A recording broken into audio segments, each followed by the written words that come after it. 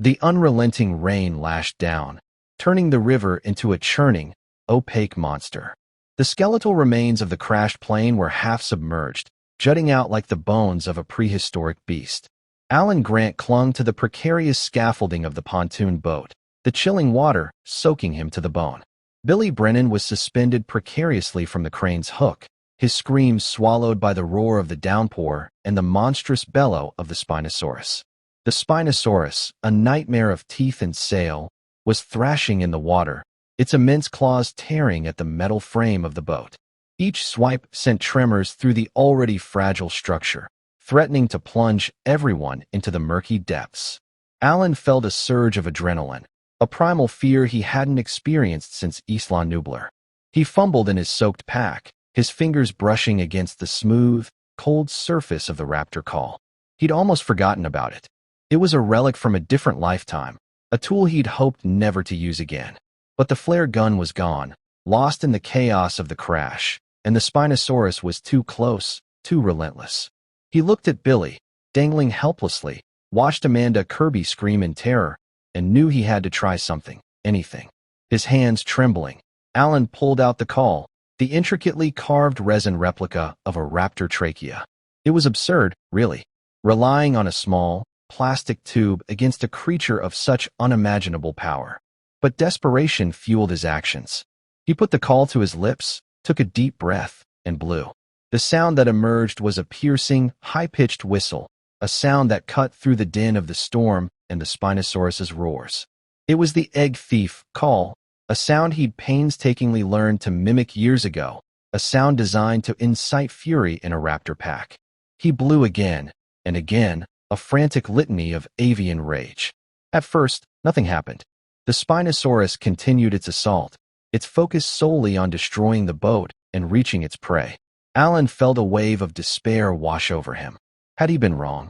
Was it too far-fetched to think he could manipulate these intelligent, predatory creatures, even in a moment of life-or-death crisis?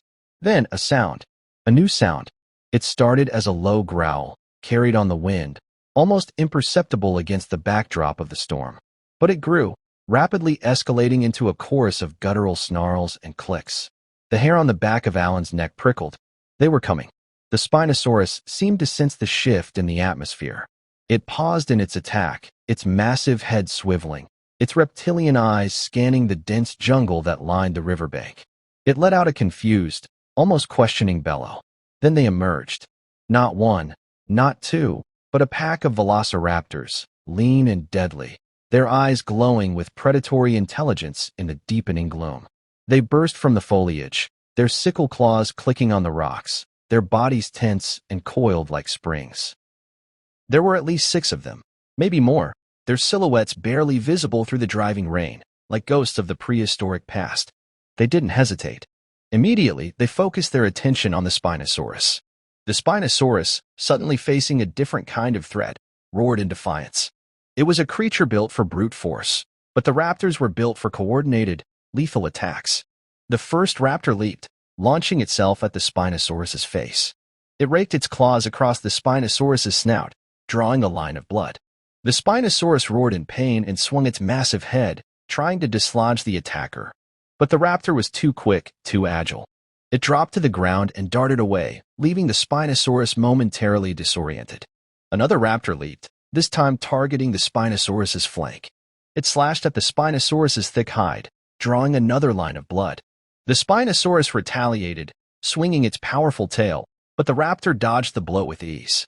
The raptors were working as a unit, circling the Spinosaurus, probing for weaknesses, exploiting every opportunity. It was a terrifying display of predatory intelligence, a glimpse into the ruthless efficiency of a pack hunt. Alan continued to blow the call, a desperate plea for continued aggression. He knew he was playing a dangerous game, manipulating a volatile situation. He was essentially using the raptors as a weapon, and he had no idea how long he could control them, or what they would do once the Spinosaurus was dealt with. The Spinosaurus, overwhelmed by the relentless assault, began to lose ground. The raptors were too quick, too numerous. They swarmed around it like biting insects, each slash, each bite, weakening the giant. The Spinosaurus thrashed and bellowed, but it was clear it was struggling. One raptor, seemingly the alpha, stood apart from the others, observing the fight with cold, calculating eyes. It let out a series of sharp barks and clicks, directing the pack's movements. It was a chilling reminder of their intelligence, their capacity for strategy. Finally, the Spinosaurus stumbled, its massive legs buckling beneath it. It crashed into the river with a thunderous splash, sending waves of water crashing over the boat. The raptors descended upon it, tearing at its flesh, their claws and teeth working in a frenzy. The Spinosaurus let out a final, agonizing roar, a sound that echoed through the jungle before being silenced by the ravenous pack. The water around the Spinosaurus turned crimson as the raptors continued their feeding frenzy. Alan stopped blowing the call. The silence that followed was almost deafening, broken only by the sound of the rain and the frantic tearing of flesh. He looked at the raptors, their eyes glowing in the dim light, their bodies covered in blood. They were satiated for now. The alpha raptor lifted its head, its gaze locking onto Alan. It let out a low growl, a sound that sent a shiver down Alan's spine. It was a warning, a reminder that these creatures were not his allies, that they were simply predators, and he was just another potential prey. Alan slowly lowered himself from the scaffolding, his knees trembling. He knew he had to get off the boat, and he had to get away from the raptors, but he also knew that any sudden movement could trigger another attack. He turned to Amanda and Paul Kirby, who were huddled together in shock, their faces pale. "We need to go," he said, his voice barely a whisper. "Now." He then looked at Billy, who was still suspended from the crane. He quickly hauled him down, his body still shaking from the encounter. Together, they cautiously waded into the river, moving slowly and deliberately, keeping their eyes fixed on the raptors. The raptors watched them go, their eyes following their every move. They didn't attack, but Alan knew that they could at any moment. They reached the shore and stumbled into the jungle, pushing their way through the dense foliage, desperate to put as much distance as possible between themselves and the raptors.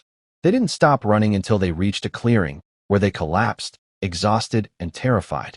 Alan sat down on a fallen log, his mind racing. He had survived, but he knew that they were far from safe. The island was full of dangers, and he had no idea what awaited them. He also knew that he had changed things, that he had altered the balance of power on the island. He had manipulated the raptors, and he had no idea what the consequences would be. He looked at the raptor call in his hand, the smooth, cold surface a stark reminder of the power he had wielded. He knew he had been lucky, that he had survived by sheer chance. He also knew that he would never use the call again. Some forces were best left undisturbed. As the rain continued to fall, Alan Grant knew that their ordeal was far from over. They were still trapped on Isla Sorna, and they were still being hunted. But he had learned a valuable lesson, that even in the face of unimaginable terror, the most dangerous weapon was not brute force, but knowledge and a desperate willingness to use it. And even that came at an unpredictable price.